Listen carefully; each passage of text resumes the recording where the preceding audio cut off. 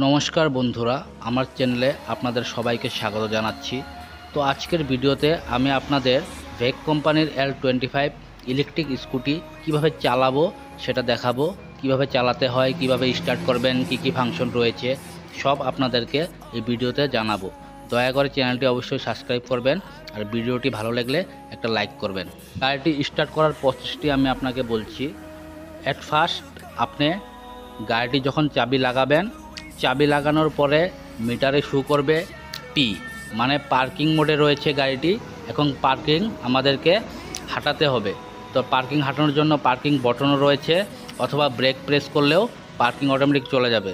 তারপরে মোড রয়েছে 1 নম্বর মোডে, অ্যাক্সেলেটার প্রেস করার সাথে সাথে গাড়িটি অটোমেটিক চলতে শুরু করবে। তো দেখছেন আপনারা গাড়িটি কিভাবে চলছে স্মুথলি। গাড়ি চালিয়ে বহুতই স্যাটিসফাই। আমরা যে কটা গাড়ি ডেলিভারি দিয়েছি কাস্টমার আর ফুললি স্যাটিসফাই। তো এখন আমি যে গাড়িটি চালাচ্ছি এটা একটা ডেমো ভেহিকেল।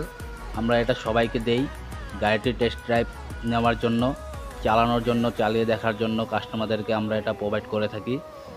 তো এখন আমি চালাচ্ছি। গাড়ির মধ্যে আরেকটা ফাংশন রয়েছে, সেটা হলো রিভার্স মোড।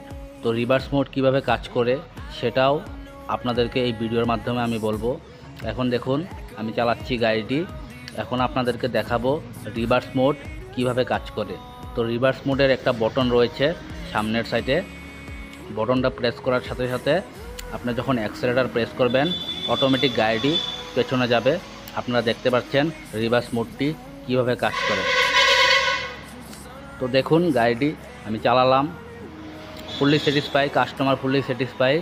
আর আপনার পেট্রোলের গাড়ির চেয়ে ইলেকট্রিক গাড়ি অনেকই ভালো, আপনার সেভিংয়ের অনেক সেভিং হবে। তো ভিডিও ভালো লেগে থাকে চ্যানেলটি সাবস্ক্রাইব